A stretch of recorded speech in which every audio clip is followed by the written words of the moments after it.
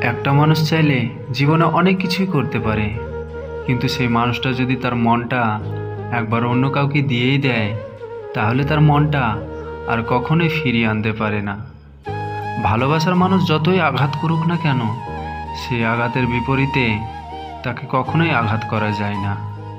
কেন যায় না, এই প্রশ্নের উত্তরটা কেউ চাইলেও ভাষা দিয়ে প্রকাশ করতে পারবে না।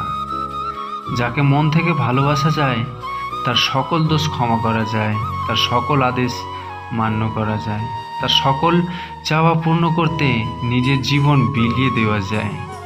কিন্তু সে যে অন্য কারোর হয়ে যাবে, এটা কখনো মেনে নেওয়া যায় না। কারণ ভালোবাসার মানুষের জন্য যা কিছু করে শুধু তাকেই ভাবার জন্যই করে।